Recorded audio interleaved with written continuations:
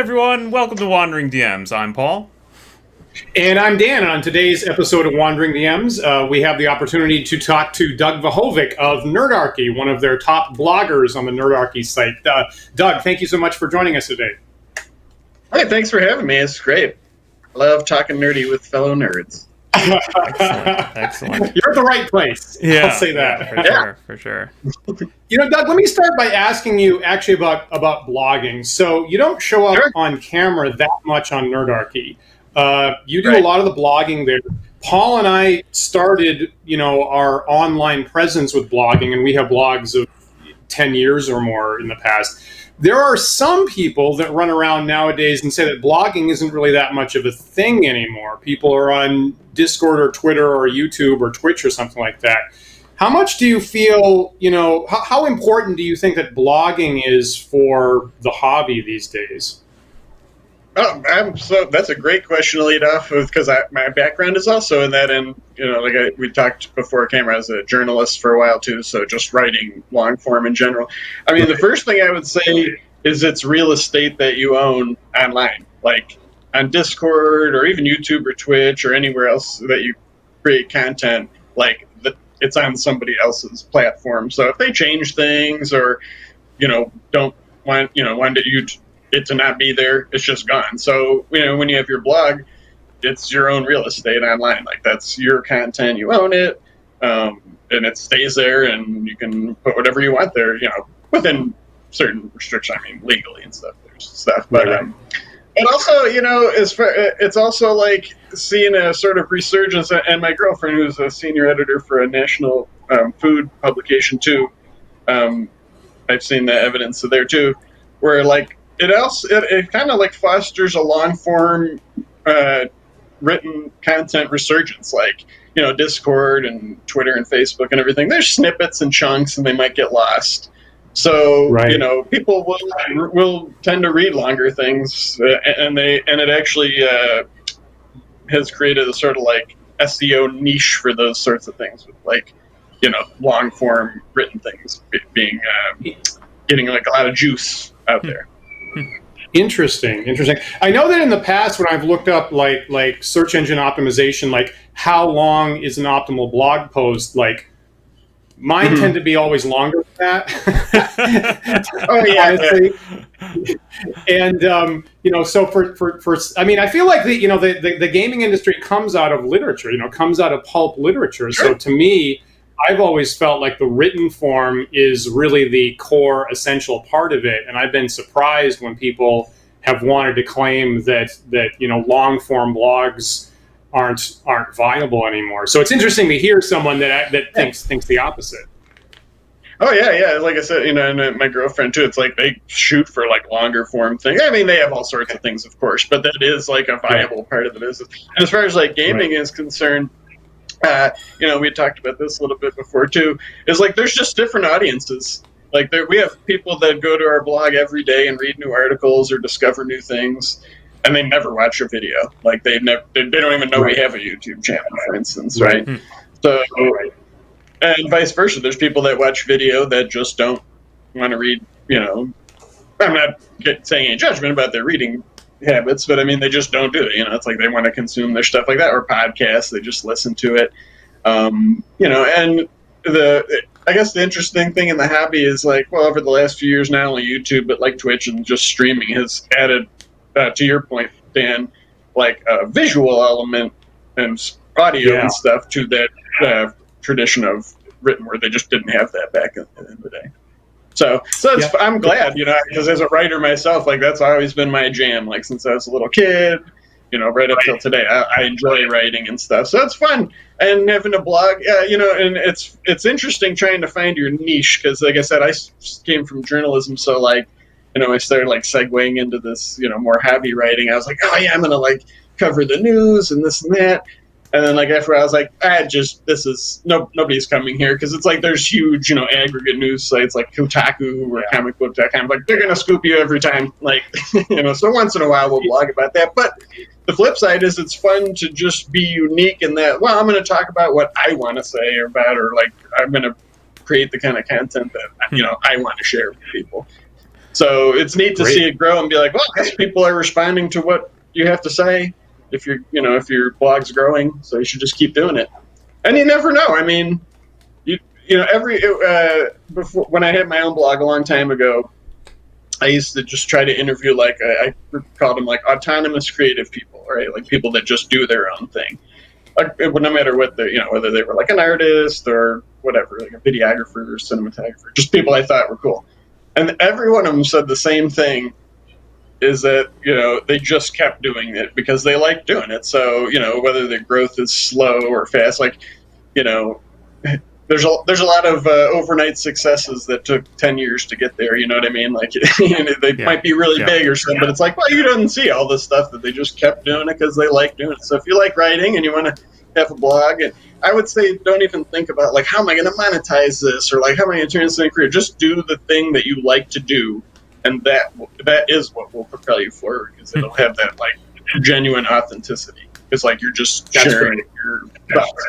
I mean, that's certainly that's how Dan and I certainly got our start, right, in blogging. I think, like, around that sort of the birth of the OSR, which was very focused around blogs, and we were just writing, I think, just to engage with each other and the community in general. I think we were just doing it. I don't know. I don't want to speak for you, Dan, but certainly I continue to blog simply because just to organize my own thoughts, right? Like, I have a thing that a role-playing game topic that I want to think about critically, so let me just write out words. Right. Yeah, and I'll say, I like Doug was saying, like I grew up, with a mechanical typewriter, and I had many boxes and folders of typewritten D&D things that nobody ever saw for a couple decades, right? And so when the internet became a thing, and when blogs became a thing, and someone could read it, like, even just if one or two people read it, that made it make it much more valuable. So it was a really really great outlet for those of us who think in literary terms, I would say.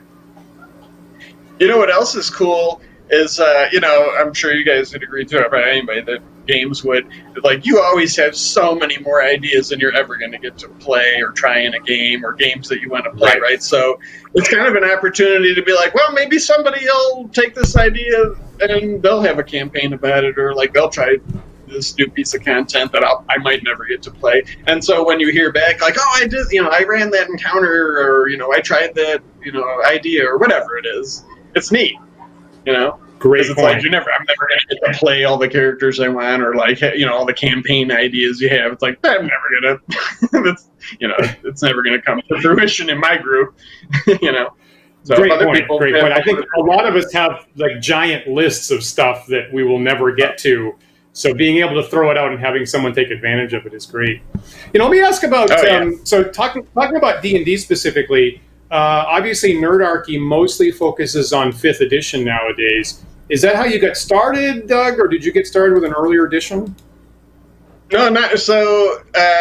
I've heard. I wasn't around at the beginning, but I've heard the story enough times where I feel confident. So they just wanted to start a YouTube channel and like some kind of endeavor related to gaming, and just doing something they liked to do. And originally they just, if you look at the early videos, this was before 5th edition even came out, they were just talking about whatever. Like, it was a Star Wars movie review, or they'd go to, like, Yo-Yo Club near their, where they lived, or whatever. But then 5th edition came out, and it was, like, around the same time that, we're all about the same age, like in our early 40s now. So we're, like, kind of just, naive technologists. And they didn't even think, like, people aren't talking about D&D online. Why would they? And it's like, when we started making videos about it, like, oh, there's people that care about that. Okay, sure. And so because 5th edition came out, it was so exciting, and they liked it. I think they were playing Mutants and Masterminds a lot at the time. Interesting. They just were like, okay, let's just go with that. So and now it's interesting. Now it's like, as much as we all love D&D and stuff, it's kind of hard to do other video. People want to see stuff about other RPGs, but at the same time, it's like, well, they don't really, because when we do that stuff, nobody watches them. Okay. So it's Interesting. Interesting. because we've also segued into doing more like design work, it's like, well, it's important to look at other games, and they have a lot to offer, just from a design perspective. Right. So it's interesting to me. I'll tell you one thing. Because, go ahead. Go ahead, Doug. I was gonna say, doing all this blogging and video making and product making, it's like, wow, I feel like I don't want to say like mastered the rules, but it's like I have read the PHB and the DMG so many times in like the basic rules and stuff. Yeah. So it's interesting to me that like a lot of questions and challenges people face, I'm sure Jeremy Crawford feels this with the sage advice. It's like, well, it says right there on the page what the answer to your question is. It's pretty clear, But it gives an interesting perspective on like how to play and just like the very simplest mechanics of the game it sounds terrible, but like I don't want to say people play wrong, but it's like I think people just gloss over a lot of the basics of the rules because it's like, it's D&D, I know how to play. And again, if you're having fun, that's fine. But it's like it's just funny, kind of like humorous to me. I chuckle inside at like the little just the basic how to play is like, just the 3 steps. It's like the DM tells you what you see, you tell them how you respond, and then they adjudicate the rules. Like that's how you play, Right. Just things like that. It's just interesting. I feel like Dan and I encountered a lot of that ourselves in when we sort of started academically looking back at older editions. I noticed that a bunch when I really dug into basic BX, and I remember, especially in editions where maybe it's not totally obvious all the time how it's supposed to work, right? Like the turn order chart in BX has confounded me many times. Of like, is this telling me to play a different way than I'm used to, or is it telling me how I'm used to playing but poorly? I'm pretty sure when I was a kid, we did not.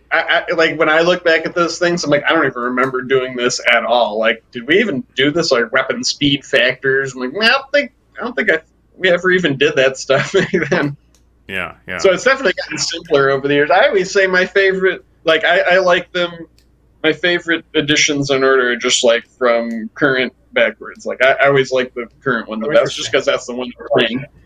But I've liked all of them, and it's easy to look back and be like, well, this one was better than that one. It's like, yeah, but at the time that was all we had, so it was just the best one because that's what everybody was playing, whether it was 2E or 3E. I liked 4E. Fight me. It was fun. I had fun playing it. And I like 5e too. I probably played 5th edition more than like all the other ones combined in my life, just because it's like my job and everything. Yeah.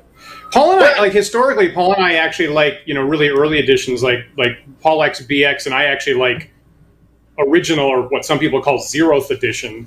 But we've, developed some stuff recently actually for 5th edition, so we've had to take, probably me more rapidly than Paul has had to take a deep dive into the player's handbook and the DM's guide, like all of a sudden. So I totally feel having to do that close textual reading to get the rules right recently. It's good to be able to be a close reader to pick up on that stuff. Yeah. Well, there's another sort of blogging exercise that we went through that I think really helped me a lot, which is Dan and I used to write a series of blog articles called Through the Ages. It was specifically focused on spells. We would pick one spell and then compare how it changed from edition to edition to edition. And it's just so fascinating, some of the things that you like sort of take it for granted. Oh, that's just always how we played, and then realizing that's not in the text at all. Or conversely, there's a lot more text. Like I think we did that with a couple videos like Fireball. I remember like in first, in like AD&D, it's like super noodly about like the cubic feet of it, and I mean it's very, very noodly. And again, some people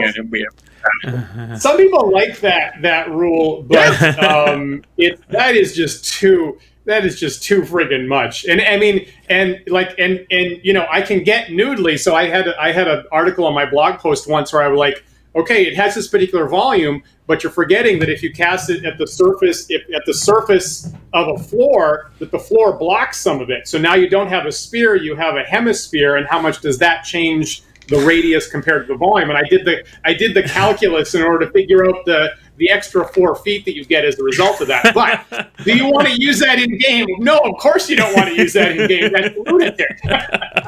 That's some people do, you know. I mean, I guess that speaks to like the origins of it being like more of a war game with like the measurements of like how far everything could move, you know. And it's interesting. I'm in this. Been in this weird headspace lately because of just like looking so closely at the rules, and you know, I was thinking about like, well, how people play and what they want out of the game, and you know, what people are looking for the experience, and as much as I love D&D, like I guess I, you know, like I've gotten in discussions with Dave about this from Nerdarchy about, you know, when people say, you know, how do you play like Star Wars in D&D, right? And they're like, well, there's a game for that. And I really feel like there's a difference between like genre and like how the system tells you you're supposed to play. So, you know, with D&D, 5th edition is sort of like the lightest rules version, I think, so far, right? It's pretty pared down, but it's still pretty crunchy compared to a lot of games out there. And like recently, I was looking at this game, Quest, right? Right. I feel like that's what a lot of people are looking for out of a D&D experience, where it's like that, you know, like, so the more like descriptive, detailed rules you have in something, like the further it moves from that narrative, you know, focus, right? Because it's like, well, I know how, you know, how much space the fireball takes up. Whereas like in this, it's just like you shoot a fireball and like it hurts the thing, like everything around for 2 damage or whatever, you know. It doesn't say like how many feet it is, how much fills it up and stuff. So I don't know, it's just interesting. Observation. Generally, I agree with that. I would argue, if you haven't looked at the, you know, from the 80s BX edition or original edition, it's much more stripped down than 5th edition. And I think that but by a long shot, actually. So I would say that, you know, some of us would argue that in the shift from original edition to 1st edition, right, that has the crazy volumetric thing, Gygax kind of was unleashed. And, you know, we were all talking about the work of an editor before we went on air, actually. And I think many of us really, truly wish that Gygax had a strong, you know, an actual editor for 1st edition. But the problem, I would say, is that he had so much success and so much power that nobody could possibly stop him. So at the time, I think he really was unleashed in 1st edition and went on this crazy elaboration that doesn't really work so well and wasn't play tested in game. And the funny thing is, I don't know, Doug, if you're aware, but in the 80s, you know, they had 2 separate tracks. They had advanced D&D, which was one product line, and they had basic D&D, which was a totally different product line that lasted for about 15 years. And the basic D&D product line was to a large extent actual editors like Eric Holmes and Tom Moldvay that did a reasonable editing job. But as far as Gygax was concerned, that wasn't allowed in his version of the rules. So they actually had a totally separate track for the version that was reasonably edited in the 80s, and that was basically basic D&D. Many of us really, really, really wish that those could have been together with reasonable editing and not have that completely crazy track that Gygax got us on with 1st edition. But maybe that's just me. Maybe that's just my hot take on it. So don't be burning. You know, I was introduced from you know, just the D&D line that you described. I guess it would have been Moldvay because like my brother just had like, you know, the expert set and the companion set, you know, and that was Moldvay ones, right? That's actually so I started playing by just borrowing his books. Yeah, I think you're. Then, sorry, my own. Go ahead. Yeah. Okay. Yeah. I think you're thinking of the Menser set, which came after Moldvay, but it's still that's like mid '80s rather than 1980. But yeah, they're very close. They're very close. Mm-hmm. You know, it's funny. I started playing that, and then segued into AD&D and started like getting my own books. And then when it's funny. I have more memories playing AD&D, even though like 2nd edition would have been like my edition. You know, it's like when I was like a tween, that's the thing that came out. You know, it was like new for us. And we played a lot of that too. When I was a child, certainly I remember having the basic set, the BX Moldvay set, and then also getting the 1st edition Player's Handbook, the AD&D handbook. And I was too young at that time to, I think, recognize the concept of multiple concurrent product lines. Right, so I just it says Dungeons and Dragons. It must be Dungeons and Dragons, and then I just kind of mashed them together, and I was playing some weird hybrid. I think we must have done that too. I was thinking about that when you guys were talking. It's like I don't remember like switching thing. I think we just used all those books. Just put them all in. Yep. Everybody did that. Everybody did, and I mean, and from a marketing standpoint, it was completely insane that they supported the two lines. That could only confuse everybody, and so everybody did that. Absolutely. Yeah, that's a good point. Yeah, we probably did just whatever. Which it has D&D on it, so we're gonna. Let me fast forward from past history to current stuff. What has Nerdarchy been working on for product lately, Doug? Well, so our main, I guess our flagship product is our out-of-the-box encounters, which was our first Kickstarter and our first like physical thing that Paul has put up our neat graphic of. So that actually started, circle back to our blogging thing, as a series of blogs on our site. And they were from just somebody in the Nerdarchy community that wanted to write just little encounters. So they're somewhere between like, they're not adventures. It's mostly just like location based, often like one room or like a grove in the forest or whatever. It's just one encounter.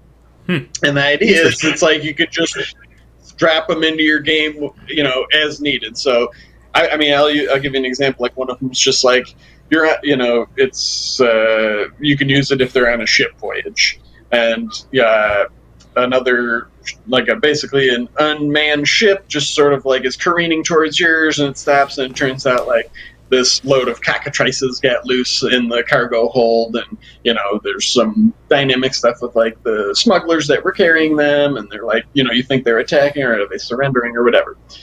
So it's just sort of like, if you're taking an ocean voyage in your game and you want to have something happen, you just drop it in, and it's like, and I think what my favorite part of it was the writer, he kind of writes them with like thinking of the players in mind very heavily. Like he's DM'd up ton, he's probably, I think he's like in his 50s and he's just been DMing for like decades.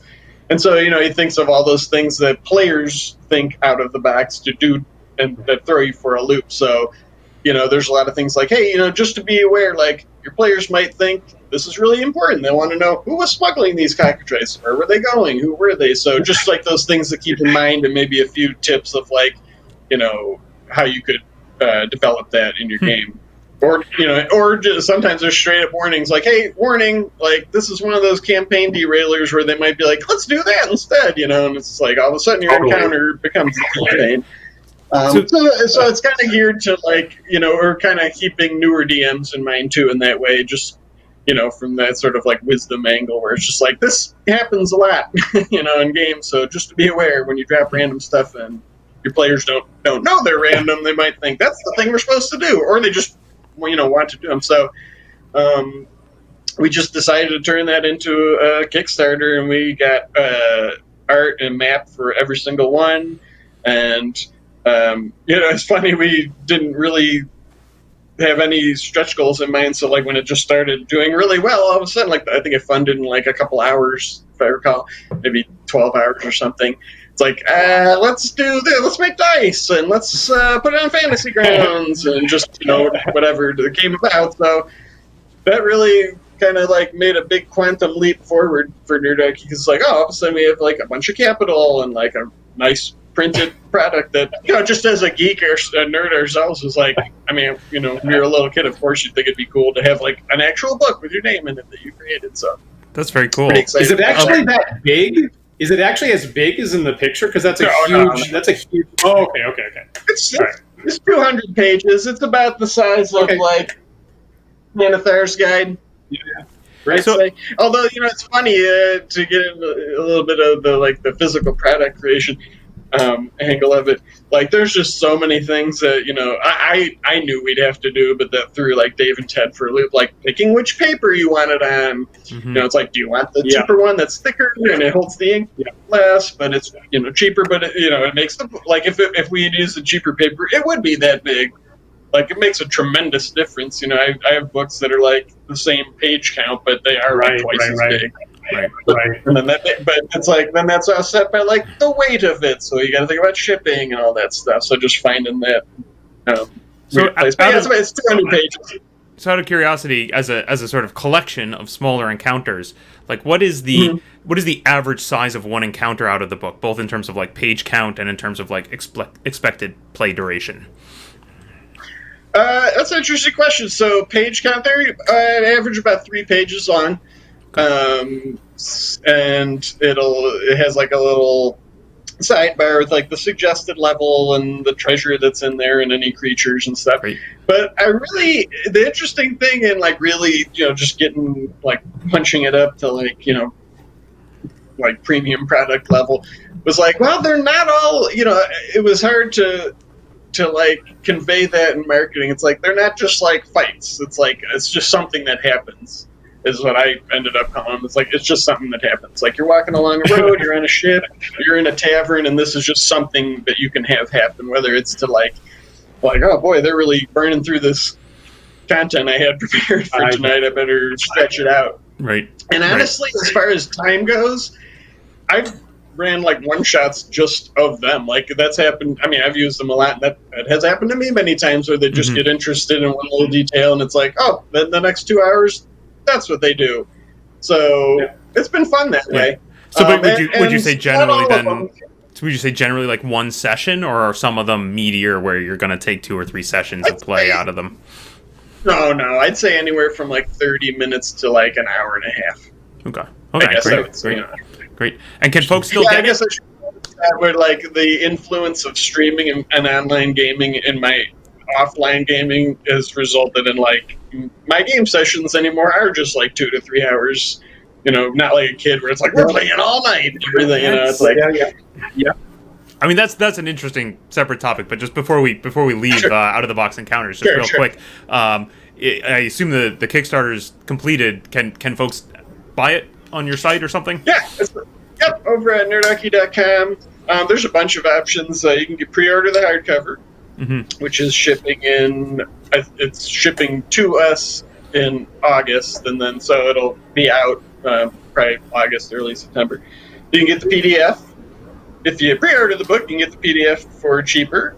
And then there's a few free things over there. Well, we have the map pack, because a lot of things we realized just after completing that people, I kind of mentioned the marketing and the usage.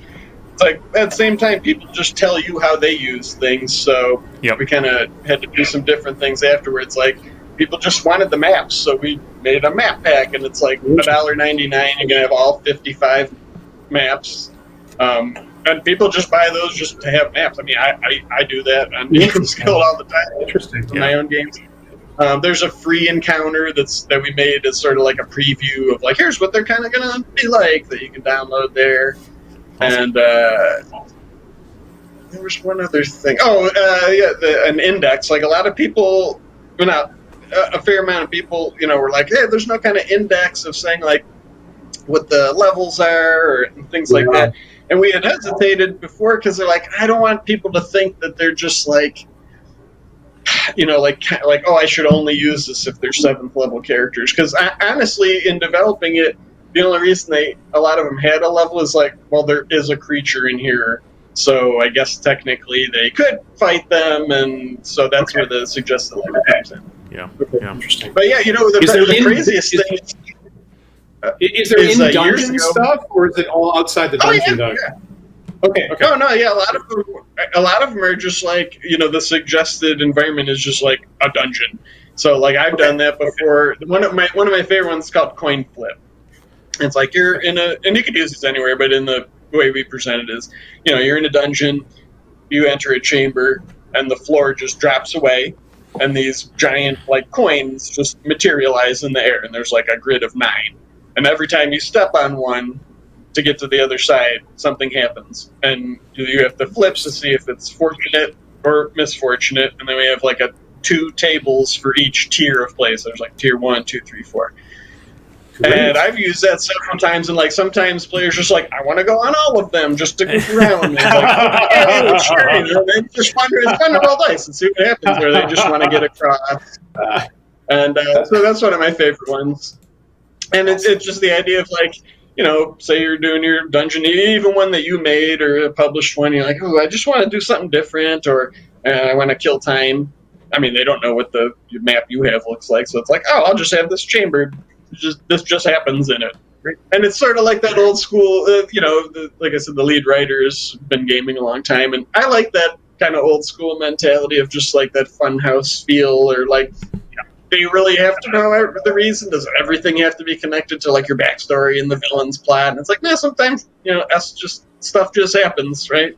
When you're an adventurer. Speaking of old school, I saw on Twitter actually just yesterday someone pointing to the first edition DM's Guide has this random dungeon generation at the back, and the writer on Twitter was saying to this day this is still the best random dungeon generator. And I wanted to say, except that there's this, and you here's some rooms and here's some corridors and here's some doors and probably there's maybe a random monster and some random treasure, but there's this one entry on those tables that says special. Like every room you roll a d20, and if you get a 20 it says special. Some interesting encounter happens, we recommend that you get a pen pal and they write a special encounter for you, send it to you in a sealed envelope, and keep it until you roll a 20 and then open it up and get surprised. And I'm like, really? I have never in my life, absolutely, that's what it says, yeah. And in my entire life, this has always been a glitch for me of like, who the hell is going to write custom encounters for me to run solo adventures? That's the one gap or glitch.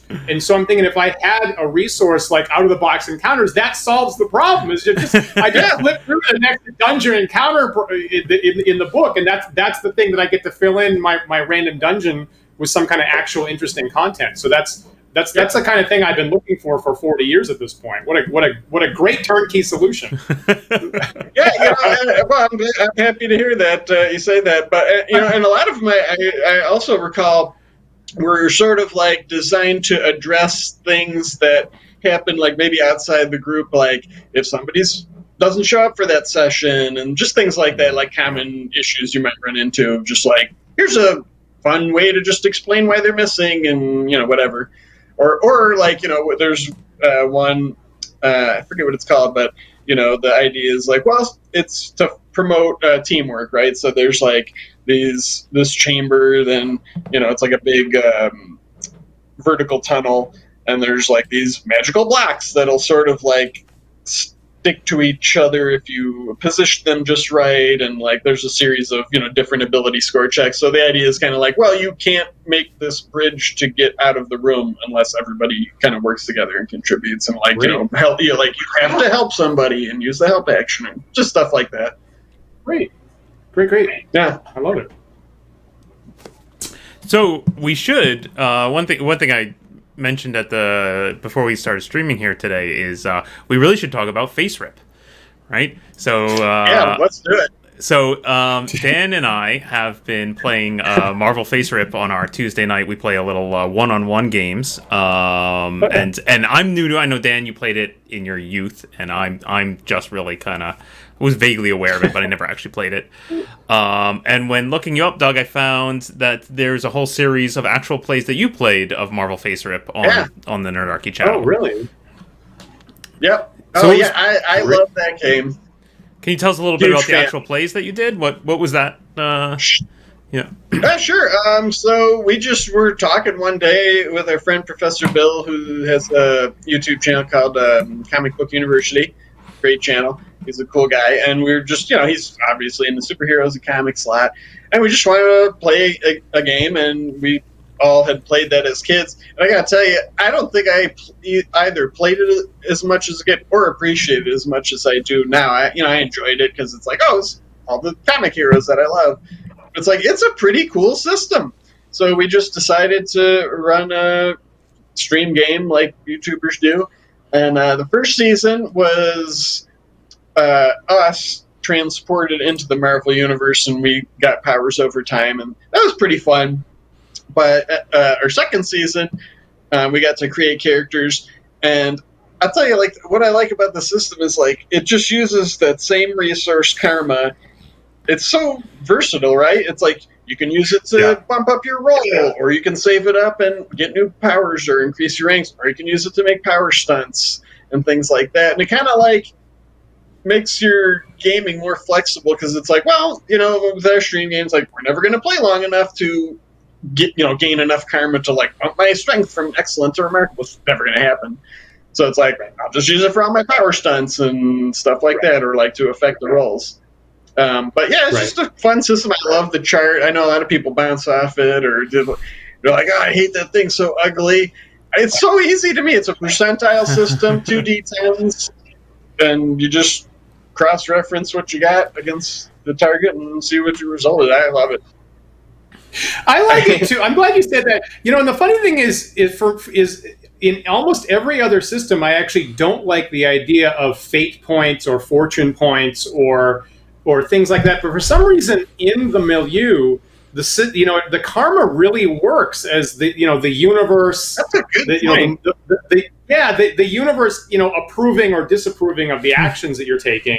And the other thing is, I think that the fact that the numbers are so much larger, right? So when Paul was playing, it's like, well, either, he starts off with 70 karma and then he's up to 200 and now he's down to 50. And it seems a lot less stressful deciding whether you're going to use it than when you have 1 or 2 or 3 fate points. And it becomes a much trickier issue about whether you're going to spend one or not. When, like, okay, I just spent 40 or 50 or 100 and I'm getting 40 or 50 or 100 seems much more freeing to me and much of a less of a problem than other game systems. That's a great point. It doesn't seem like a scarce resource. Yeah. And I liked the way that Professor Bill had us do character creation. I don't think it's in the book. It might be. But so we sort of decided what level game we wanted to play, like street level or like, Avengers or like Cosmic. And so he had like a different amount of points that we could spend. It was kind of like a point-buy system. And I think it was just like 1-to-1 basically. It's like, well, if you want a power in a rank or or maybe he gave us like a different pool for like our abilities, but whatever it was. He had it worked out really great, so it was just like, we spent all the points. If you want to have a bunch of different powers that are okay, you can do that, or you just wanted to be all in with, like, shooting laser, like Cyclops or something. Like, I got a laser beam in my eyes, that's it, or whatever. So, yeah, it worked out really good, and it was just a ton of fun, and I really enjoyed it. It was a character idea that I just kind of like goofed around, created with a friend years ago, not even for a game. We were just like, oh, that'd be funny if there was a superhero like this. So I was like, yeah, I'm going to play that guy as Nightlight. And he would change his name every time because he couldn't decide. It was like Nightlight, Bright Night, just all variations on that. And he just has a white bodysuit that has LED lights and illusion projectors, and that's it. And he's just a wimp, and he's really smart and he's rich. And they're like, you can have like body armor. I was like, nope, I don't want it. I'm just a glass cannon. And they're like, and he's like, but we could use the expanded powers book, and I stymied many things with coloration, which is the ability to just change the color of stuff. But it's crazy. It has all these things like you can change people's cornea clear so they're blind, or just weird all this stuff. So I used that a lot. Great.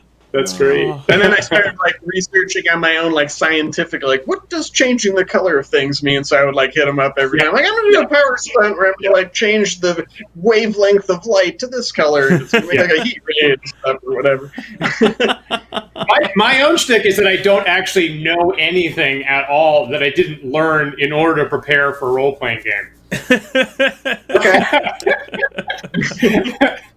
Okay. Every piece of history, science, math, philosophy, all that stuff ultimately was at least inspired, or I got interested for a role-playing game. So yes, I wouldn't know about the wavelength of light if it weren't for that kind of thing. Yeah. I put this on all sorts of watch lists and things, I'm sure. But, that's great. Just the weird things we end up looking up for, DMing or whatever. Right. Let me ask about. So, Doug, let me shift game systems a little bit and ask about maybe 1 or 2 things that you've written about on the Nerdarchy blog lately. So, I think I saw that recently you had a little bit of a difference of opinion with the other guys at Nerdarchy over how to use mind flayers in a campaign. So, I think that they were saying you should only have mind flayers hidden in the background and reveal them at the end of a campaign sequence. And you were saying, no, if you're going to use it, have it right up front to begin with. How did how did that come about? Sure. Well, it's funny. So every week we have a video planning meeting, and we, like discuss like which videos they're going to shoot, and like just bullet points. The idea that's scripted, but they like to just have like bullet points so they don't forget. And it took me a while because I would always argue for my ideas. Like, no, this guy, man. I'm like, wait a minute, I'm just going to save this for my writing, and then I'll get to say what I want. So, and mostly that was for two reasons. One is like I just like having some long, satisfying, years-long Critical Role like deep campaign where like all these plots get developed and everything. It just never happens. Like I never have games like that anymore. So like that idea of like this slow burn, we're like, oh, I'm going to introduce this like mind flayer threat. It's like it wouldn't even get to that point. And then if it did, right. I feel like at least the people I play with, they would just do that because they think that's more interesting. Or a lot of players would just be like, I don't want anything to do with mind flayers. So like if you're going to have like a persistent world and they don't do anything, then that's probably going to lead to bad things.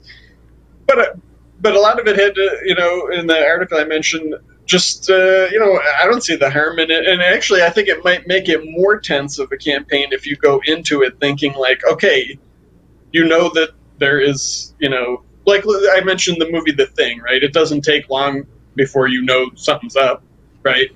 Right. It's more fun. And then it makes you more paranoid and it brings out those themes more because it's like, they'll never know, like, is this guy an intellect devourer or is it just a thrall? Or maybe it's just somebody that wants to work with them because they're, like a crappy person. They promise them wealth and power or whatever. And so it's like, well, then your whole campaign can be about that. Whereas like if you're sort of like making it as a B plot, that's a pretty dangerous B plot. So I've had a lot of, like in campaigns I've run, it's tricky having those like super long, ultimate villain narratives because I find a lot of times players either feel like, well, if we don't pursue that all the time, that's really dangerous. But they kind of get burned out sometimes on that stuff. So I don't know. I guess the blog, to our earlier discussion, the blog's just a place to explore those different ideas too. You had a great turn of phrase. You had a great turn of phrase on that. You had the phrase "campaign fizzle." You said like you want to do a long running thing, but then inevitable campaign fizzle sets in, and you have all these incomplete stories. And it's something that I've struggled with for a long time, and it's really nice to have that name to attach to it now. So I thought that was a really good observation. Yeah, and a lot of it, again, just as we get older, I mean, I'm sure you guys can relate to this unless you're gaming with Bob Salvatore every week. Just having like a consistent group of adults, every week or every 2 weeks or whatever, it's just hard. So anymore, like when I have campaign ideas, like if I was going to do that, I would just tell the players, like, this is just a 6 session game. It reminds me a lot of Jeff Rient's, one of his big DMing tips of keep the main thing, right? That, if you have something cool, put it on the table, get it out there right away. And I think you can translate that, too, to player advice as well. Like, this is a thing I see all the time, right? Where somebody makes this character idea where they have some deep, dark secret, and then they want to keep that secret, and they want to have it build slowly over time, and then have a big reveal moment. But then the big reveal moment never comes, right? And then they just clutch that secret throughout the whole campaign, and it never comes out, and it's totally dissatisfying. Why not have it come out in the first session, right? Like just get it out there, man, and then we can chew on it and gnash on it and be weirded out by it for I think I said a couple episodes ago of this show actually that anytime I go back and reread Lovecraft, I'm always really surprised by that he gives it away on the first page, or he seems to, like on the very first page, he's like, there's books out there with horrible cosmic horrors that'll eat your brains. And then I think he's given it away. And then what happens is the story progresses, and then there's something even worse. There's some worse twist on it by the end of it that I was set up to be surprised by, because I thought you told me I thought you told me the worst thing to begin with, but there's actually something a whole heck of a lot worse that I'm actually now surprised by later on. So it's that's a lesson we should actually take, because that works so well. That's a great, to Paul's point, example of the dark secret too. Yeah, like even for that player, isn't it a lot more fun to like share it and like see what happens? Like, you know, when you think about like shows that you like and stuff, it's like, well, it's those interactions between the characters because they know those dark secrets about each other that makes it interesting. Hey, can I lay a hot take on you guys that's somewhat related to that? Yeah. So I was thinking a lot recently about downtime. And because we were talking about it in our Discord and stuff, and you know, I being on like having any kind of social media presence, see a lot of people talking about, like, oh, you know, we never get to use downtime. You know, my DM never injects downtime. And I started thinking about it and thinking of like games I watch online, and I think it's because people make the downtime the game. And this is like to your point about like making the thing that I kind of miss and like feel nostalgic about from earlier gaming experiences. But even like, you know, the published adventures, like I use the Death Curse as an example. That's the adventure you're on, right? Like you're going on an adventure to stop the Death Curse. And like, you know, and in trying to balance like player agency, for instance, like one of the downtime activities is like starting a business, right? And like, you know, players like in your game might want to like start a tavern or whatever. And it's like, well, then that or maybe river trade, possibly river mercantile business, maybe. Right. It's fun as hell. I love that stuff, and it makes you feel immersed. It's like, but then you're not on the adventure anymore, and so your downtime becomes the adventure. So, what do you want to like those? You know, people who bring those up. It's like, well, what do you want to do with your downtime? That is your adventure. Like whether or like, you know, crafting a weapon. It's like that is in the rules. Like that's how you can craft a wand or whatever. And people are like, how do you do it? It's like, you just do it in your downtime because you're not on an adventure. You're doing that. Like, so it's just, I don't know if it's like a hot take and stuff. And because I enjoy playing like that too, but I must be honest, like playing with a lot of different people and different DMs, I enjoy those things because they're fun to roleplay, but I would rather just go on the adventure. Like, I'll take your hooks, I'll stop the Death Curse, I'll, you know, figure out what's going on with the Ordning or face the Dragon Cult. Like, that's, you know, what an adventure is. And, you know, when you get swing, like, too far from there, it's like, well, then, you know, it's kind of making the mechanics of the game irrelevant in some regard, because a lot of it is about combat. So when you move into like, oh, we just role played for 2 hours, you know, that's fun, but you know, I don't know. You know, on the topic of downtime, there's a one mistake that I always made over and over again that I didn't really realize was a mistake until Dan pointed out to me recently. Of you know, I would do stuff where in my long-running D&D campaign, I'd say, okay, great, you got, you know, this character wants to craft a scroll, and that's gonna take 2 weeks, and so we're just gonna have 2 weeks of downtime. And then I would go around the table. What do you do with your 2 weeks? What do you do with your 2 weeks? What do you do with your 2 weeks? And that's actually a huge mistake. The problem with that is that then people feel put on the spot and they're going to try and come up with stuff. And that's what causes it to drag, right? And it's just so much better if you just say, okay, great. So the party stays in town for 2 weeks and they pass and the scroll gets made. And if somebody's got something, they're going to pipe up and say, oh, during those 2 weeks, I do blah, blah, blah? Right. Sure, great, handle that. But don't put every player on the spot. It's okay if some of them just say, 2 weeks went by and I didn't really do much, you know. Little self-care and I'm done. I wish more people would do that, because like a lot of times is a challenge for me as a DM, I'll say, is when people want to basically inhabit every moment of the character's life. Like if you're like 2 weeks past, they're like, whoa, wait, like what about, well, I wanted to do this and that, we wanted to go to this place and talk to this person. It's like, oh, okay.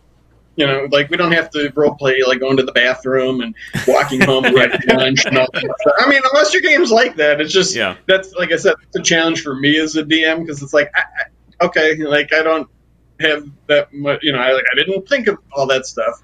So it's you know, to a certain extent, our episode just last week was kind of on this topic actually of like talking about stuff outside the dungeon, you know, maybe domain management type stuff, and frankly the mistakes. I mean, I feel like I probably made bigger mistakes than anybody else as far as injecting too much detail that the players didn't really want, that derailed the real thing, as you're saying, Doug. So we were totally talking about trying to minimize that and package it and deliver maybe some abstracted rules to say you ran the domain or you did the merchant deals without having to go blow by blow every single line by line NPC interaction or something like that. So I've certainly made a lot of mistakes, and I think that's what we were kind of debriefing just last week, as a matter of fact, Paul. Yeah. I just saw in the chat somebody said, just roll on the carousing table. That's what my perspective on that was, because when we played a Dragon Heist at the end of the first session, I was like, wait, can we roll on the carousing table before our session ends? And it's not something we usually do, but I was like, it seemed appropriate, right? You're in town. And we just had a lot of fun. It was like all these different results. Like somebody got the your carousing was legendary, and so we just started doing that at the end of every session. And the DM really got into it too, and he found other tables and made his own tables. Yeah. And it was kind of like each character had these little mini B plots of their own that just took place at the end of the thing. I remember I woke up strapped to some ritual table, and there was cultists, chanting around me, and it wasn't a thing where we rolled initiative. It was and you got out and whatever, you went back home. But then it's right.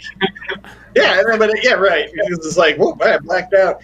And then I don't know how familiar you are with Dragon Heist, but it's I hired that there's a private investigator, one of your neighbors, and it's just on my downtime to just hey, look into this stuff, and can you follow me around one night and see what happens? Why am I blacking out? So it was just a few minutes at the end of each session, but each character had these little mini stories that none of the other people knew about. It's we just just did whatever at night, so that was really fun. Carousing table. Yeah, I love the carousing table. I think I've gone on record many times saying I've used Jeffrey Ence's carousing table a lot in my old school games. And anything, sure, there are some times where something crazy happens and it launches a whole separate session. But also I've had little things just like two players both roll the result of they get a tattoo. I'm great. Right. That's funny. The fact that you both rolled it. So now tell me the story about how the two of you get drunk and decide, goad each other into, going to go get tattoos together. Oh, yeah. Don't you love those opportunities to hand the player the ball like that, too? Or I do that all the time, especially, they'd be like, well, what's the weather like? I'm like, you tell me. I don't know. What do you think it's like? Or whatever. What are you imagining? If it's inconsequential, it's maybe they think it's some rainy evening or it's sunny or whatever. Yeah, I like to throw it to the players for things like that. Just tell me what you're imagining. Great. Love it. So, you guys playing any other games lately? Or you just your mind with FASERIP? We've been trying for in the last couple of months. We've had 4 shows a week actually on this channel. So we have the talk show Sunday, we have a solo show Tuesday, which we've been actually in the last couple of months. We played D&D, we played Call of Cthulhu, we played FASERIP the last couple of weeks. Paul has a Warhammer Warhammer Fantasy smash up on Thursdays called 10 Dead Rats. Yep. And then I'm having a war game with disinvited to the show artist Isabel Garbati. I've had a Saturday night war game every night, and been a little spotty the last week or two. And we had some tech problems last night that we're cleaning up. So we have a show in the can for the war game that should be online the next day or two. So a whole bunch of stuff actually. Yeah, it's a great time to be a gamer, right? Yeah, you're right. What do you play? What do you play mostly right now? What have you been playing most frequently yourself? D&D, but oddly enough, here's a little how the sausage is made. I don't know about you guys, but a lot of people that are creators, I don't have as much time as people to play games, and people in our community be like, you guys must just play D&D every day. It's maybe a couple times a month. We are playing a weekly game on our stream called Those Bastards, which is we started playing that at a convention years ago. Just an impromptu one-shot. We were let's all be half siblings. So there's a half elf, a half orc, and then I came in and I was I don't want to be one of those. I'm well, Genassi's half elemental, so I'll be a Genassi. And so when we wanted to, and then we were playing our sort of Nerdarchy team game offline, and then we were let's just start streaming, because we started a second channel, Nerdarchy Live, for long form stuff and gameplay. we were like, oh, let's bring that campaign back. That was fun. So we've just been playing that, and that's been crazy, a lot of fun. I love that dynamic of all being like siblings. It's pretty relatable. A whole bunch of years ago, Paul and I and a couple of their friends went to Gen Con.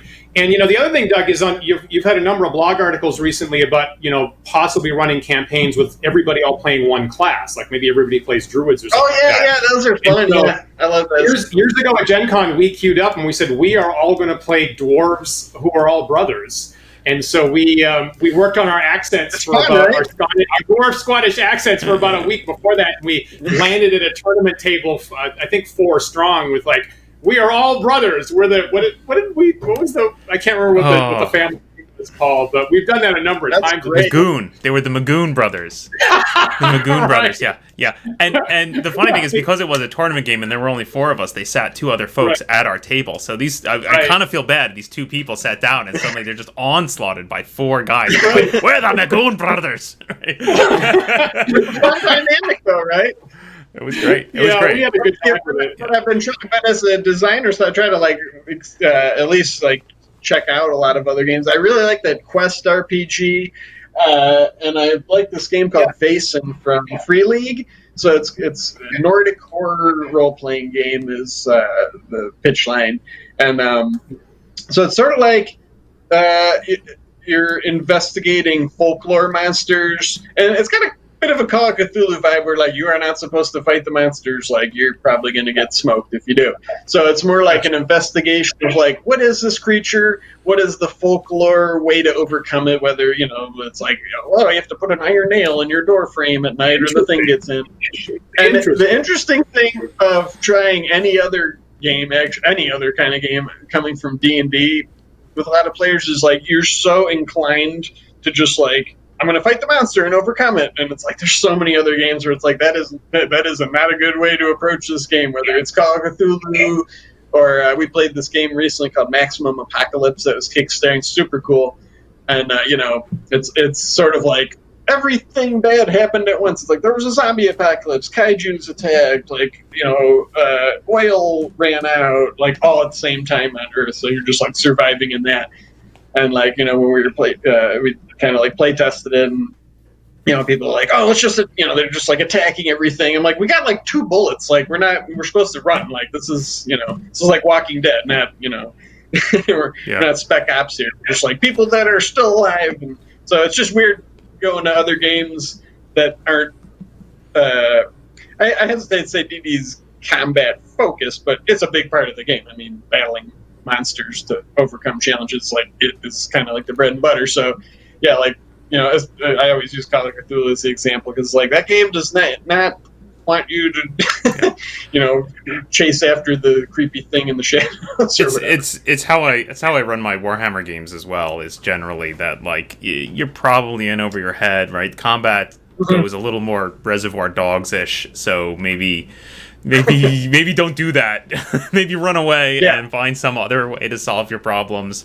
There's still fights, certainly, but in our last fight, actually our season finale fight, it was brutally bloody and one of the characters died, and a great, very cinematic scene of them in this drag-out brawl in a bar, basically, with just normal people, just people being horrible to each other.